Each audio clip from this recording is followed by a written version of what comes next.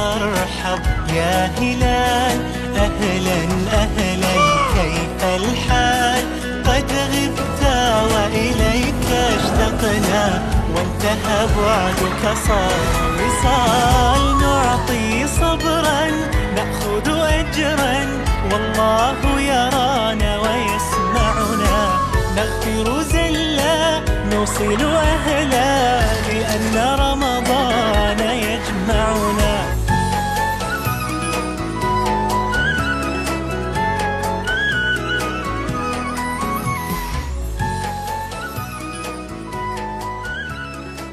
जी तो नाज़रीन, रमज़ानुल मुबारक ट्रांसमिशन के हवाले से जामिया मस्जिद जेलानी के इमाम अल्लामा मुफ्ती आमिर साहब का ख़ुसूसी बयान आज का मौजूद तुम अल्लाह का जिक्र करो अल्लाह तुम्हारा जिक्र करेगा के हवाले से पावर प्लस पर पेश किया जा रहा है। इस वक्त कराची नुमाइंदगान पावर प्लस न्यूज़ के आरिफ सोनी जामिया मस्जिद जेलानी गार्डन कराची में मौजूद हैं। जी आरिफ सोनी। बिस्मिल्लाहिर्रहमानिर्रहीम अस्सलातु वस्सलामु अलैका सय्यदी या रसूल अल्लाह व अला आलिका व सहाबिका या नूर अल्लाह।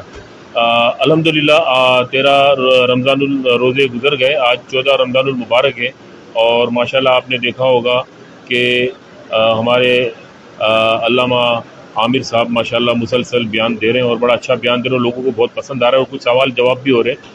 तो आज हमसे एक सवाल पूछेंगे ज़कात के बारे में। जो औरतों के पास जो ज़कात होती, जो सोना होता है 7.5 तोला सोना, उस पर ज़कात लागू होती है शरई तौर पे, लेकिन अगर औरतों के पास जो 7.5 तोला सोना या 10 तोला इससे ज़ायद होता है तो वो ज़कात का सिलसिला किस तरह करें? वो क्या ज़कात अपने तौर पे दें? वो क्योंकि आम औरतों की ये शिकायत ये होती है कि हमारे पास तो पैसे नहीं, हमारे पास तो सोना है। तो अब ये है कि शरई तौर पे उनको क्या करना चाहिए? अगर उनके पास 7.5 तोला या 8 या 10 तोला सोना है तो उनको किस तरह ज़कात अदा करनी चाहिए? जी अल्लामा साहब। बिस्मिल्लाहिर्रहमानिर्रहीम। जी आपने जो सवाल किया है उसकी तरफ बिला तमहीद आऊँगा। देखें, शरई नुक्ता नज़र से जब कोई बंदा साहिब निसाब होता है जिस पर ज़कात बनती है तो वो ज़ाहिर सी बात है जो साहिब निसाब होगा वही अपने माल से ज़कात अदा करेगा।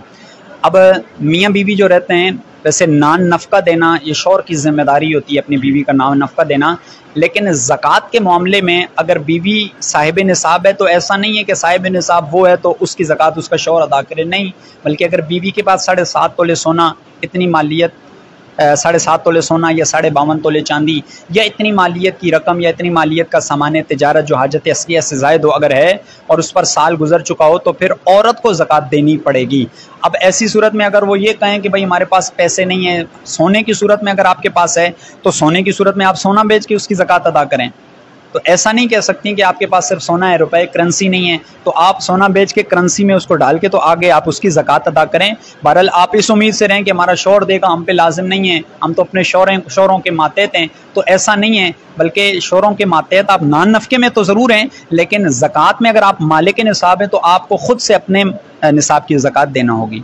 और आखिर में ये ज़रूर कहना चाहूँगा, हमारे अब्दुल गफ़ार भाई माशाल्लाह पावर प्लस चला रहे हैं हमारे पाकिस्तान के अंदर, रोज़ाना की बुनियादों पे आपसे भी सुनते रहते हैं और अल्हम्दुलिल्लाह हमारे सोशल मीडिया पे काफ़ी हमारे बयान को भी सुना जा रहा है और लाइक भी किया जा रहा है, तो यकीनन ये सारा क्रेडिट उनको ज़रूर जाएगा, क्योंकि ज़ाहिर सी बात है जो इस काम में अपना किरदार अदा करते हैं, जिनकी विसातत से दुनिया में लोग सुन रहे हैं, तो ज़ाहिर है इसका क्रेडिट उसी को जाएगा। और हदीस पाक है अद्दालु अलल खैर कफ़ाइली, नेकी की रहनुमाई करने वाला भी नेकी करने वाले की तरह है। तो यकीनन ये लोगों को नेकी की दावत ही दे रहे हैं, नेकी पर उभार ही रहे हैं कि चैनल के ज़रिए से लोग सुन रहे हैं, तो यकीनन इसका उन्हें ज़रूर सवाब मिलेगा। मेरी भी उनके लिए दुआएं हैं और नेक तमन्नाएं, अल्लाह तबारक व तआला इसी तरह अच्छे अच्छे काम उनसे लेता रहे।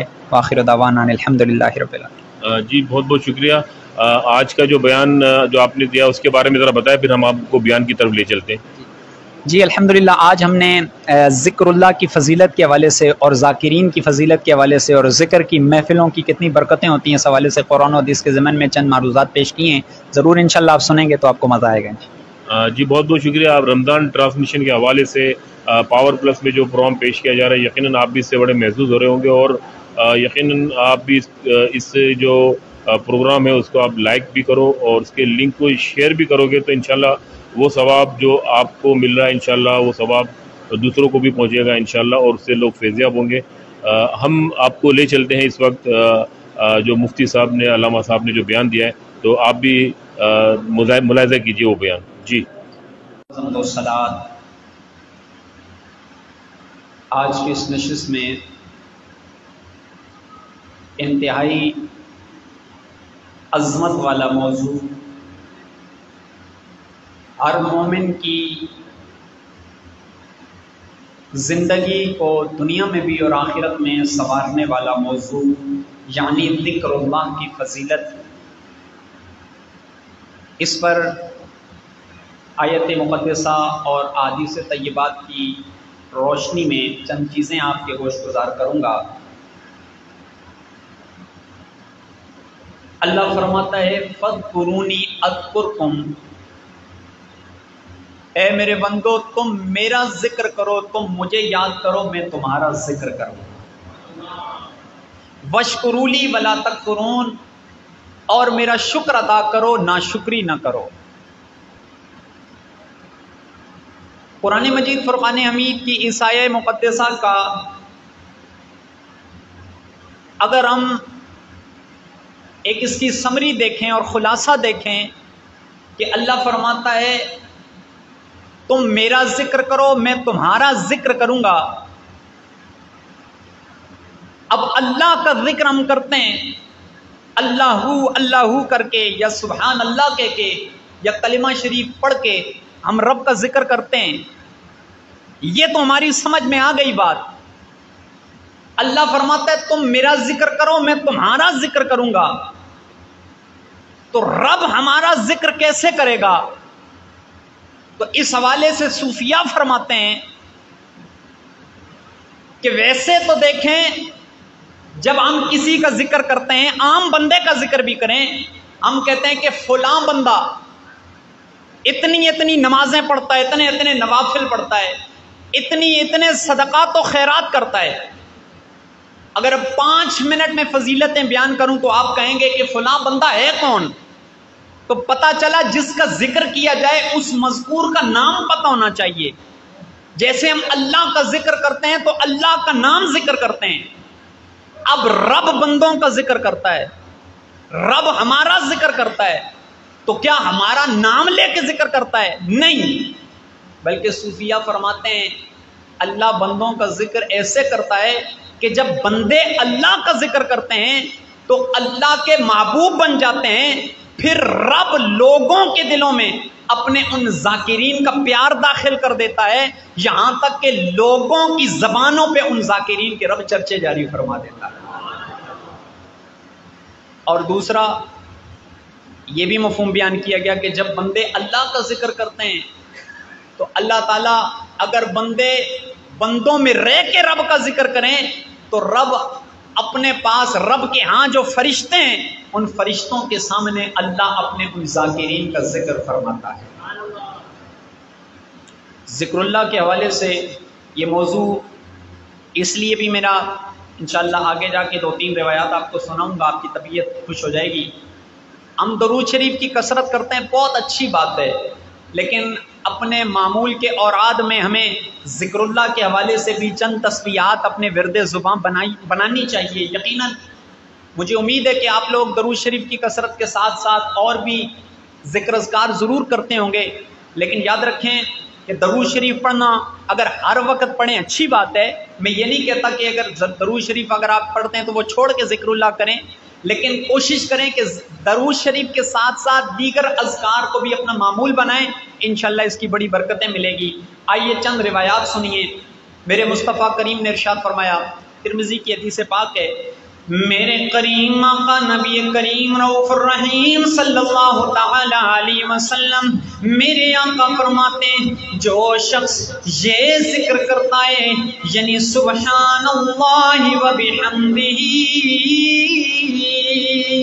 جو شخص دن کے وقت اگر 100 مرتبہ اس کا ورد کرتا ہے، اگر اس کے گناہ سمندر کی جھاگ کے برابر ہوں تو بھی اللہ اس کے گناہوں کو معاف فرما دیتا ہے.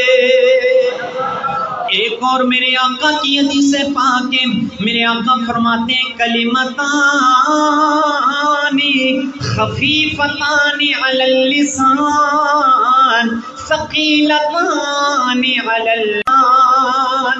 میرے آقا نے فرمایا دو کلمے ایسے ہیں جو زبان پہ ہلکے ہیں، پل کل قیامت والے دن میزان پہ بھاری ہوں گے۔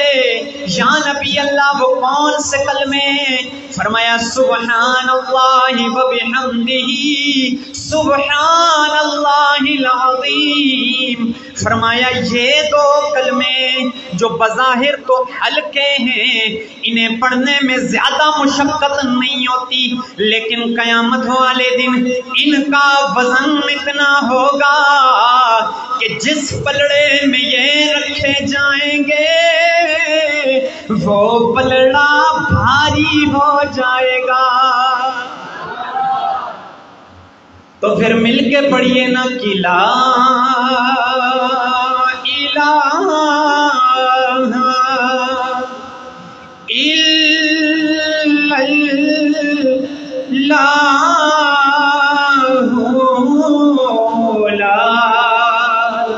الہ الا اللہ۔ مل کے پڑھیے لا الہ الا اللہ لا الہ۔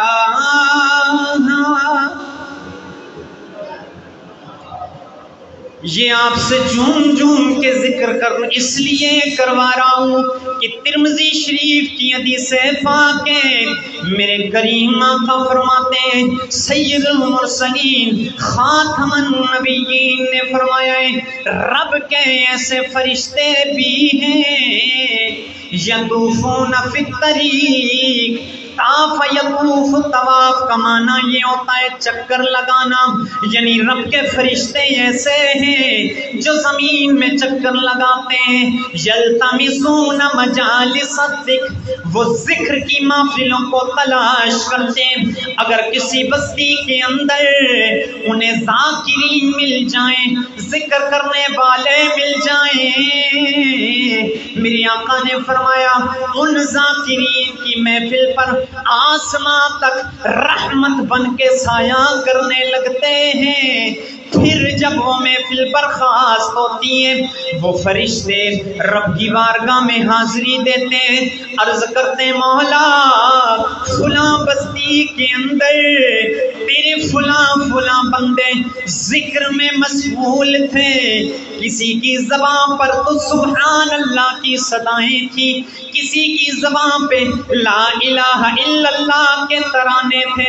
رب فرماتے ہیں میرے فرشتوں کیا میرے بندوں نے مجھے دیکھا ہے؟ فرشتے کہتے ہیں مولا انہیں نہ تو تیرا دیدار نہیں کیا۔ پھر رب فرماتا ہے اے فرشتوں اگر دیکھ لیتے تو کیا کرتے؟ رب فرشتے عرض کرتے ہیں مولا اگر دیکھ لیتے تو اور بھی زیادہ تیری پاکی بیان کرتے۔ پھر رب فرماتا ہے فرشتوں وہ کس چیز سے پناہ مانگ رہے تھے؟ فرشتے عرض کرتے ہیں مولا جہنم کی آگ سے پناہ مانگ رہے تھے۔ رب فرماتا ہے فرشتوں کیا انہوں نے جہنم کو دیکھا ہے؟ فرشتے کہتے ہیں مولا انہوں نے جہنم کو دیکھی نہیں ہے۔ رب فرماتے ہیں اگر دیکھ لیتے، فرشتے کہتے ہیں مولا دیکھ لیتے تو اور زیادہ نفرت کا اظہار کرتے۔ پھر رب فرماتے ہیں فرشتوں کس شے کو طلب کر رہے تھے؟ فرشتے کہتے ہیں مولا تجھ سے تیری جنت مانگ رہے تھے۔ رب فرماتا ہے فرشتوں کیا انہوں نے میری جنت دیکھی ہے؟ فرشتے کہتے ہیں نا نا نا مولا، انہوں نے تو تیری جنت نہیں دیکھی۔ پھر رب فرماتا ہے فرشتوں اگر جنت دیکھ لیتے تو کیا کرتے؟ فرشتے کہتے ہیں مولا اگر جنت دیکھتے تو اس کے اور زیادہ مشتاق بن جاتے۔ رب فرماتا ہے او میرے فرشتوں، میں تمہیں گواہ بنا کے کہتا ہوں میں نے اپنے ان سارے بندوں کی مغفرت فرما دی ہے۔ فرشتے کہتے ہیں مولا ان میں ایک بندہ ایسا تھا جو تیرے ذکر کرنے کے ارادے سے نہیں آیا تھا، جو تو اپنے کسی کام کی غرض سے آیا تھا، کسی اور معاملے کی غرض سے آیا تھا۔ رب فرماتا ہے فرشتوں وہ بندہ اگر سے اپنی کام کے غرض سے آیا تھا پر میں نے اس کی بھی مغفرت فرما دی ہے، کیونکہ جو ذاکرین کے ساتھ بیٹھنے والا ہے، جو ذکر کی محفلوں میں شرکت کرنے والا ہے، میں اسے بھی محروم نہیں فرماتا۔ واقعی جہاں اللہ کا ذکر ہوتا ہے تو وہاں رب کی رحمتوں کا نزول ہوتا ہے۔ اور ایک روایت کا مفہوم ہے جب اللہ کے بندے اللہ کا ذکر کرتے روتے ہیں نا، میرے نبی نے فرمایا اگر روئیں تو آنکھ سے آنسو نکلے، اور اس آنکھ کے آنسو سے اگر پلک کا ایک ذرہ بھی اگر گیلا ہو جائے تو کل قیامت والے دن وہ بال کہے گا اے مولا یا تو مجھے اس کی آنکھ سے نکال دے یا تو اسے بھی میرے ساتھ جنت میں داخل کر دے۔ اور یاد رکھیں ایک تو اپنے اوراد میں یہ بھی شامل کر دیں سبحان اللہ وبحمدہ سبحان اللہ العظیم، اور دوسرا کتنا ہی اچھا ہو کہ ہم صبح فجر کی نماز جماعت سے پڑھیں، اس کے بعد یاسین شریف پڑھیں۔ میرے کریم نبی نے فرمایا ہر شے کا ایک دل ہوتا ہے، فرمایا لوگوں سنو قرآن کا دل یاسین ہے، فرمایا جس نے ایک دفعہ یاسین شریف پڑھی اللہ اسے 10 قرآن پڑھنے کا ثواب عطا فرماتا ہے، اور فرمایا کہ جو بندہ دن کے آغاز میں یاسین شریف پڑھتا ہے اللہ تعالیٰ اس کی ساری حاجتیں پوری فرما دیتا ہے۔ اللہ تبارک و تعالی ہم سب کو ذکر کی توفیق عطا فرمائے اور ہمیں ایسا دل عطا فرمائے کہ جو رب کے ذکر میں تڑپتا رہے، اور درود شریف کے ساتھ ساتھ ہمیں اللہ تبارک و تعالیٰ کے اسماء گرامیہ اور دیگر جو احادیث طیبات کے اندر ذکر کے حوالے سے الفاظ موجود ہیں انہیں ہمیں اپنا ورد زبان بنانے کی توفیق عطا فرمائے۔ وآخر دعوانا ان الحمد للہ رب العالمین۔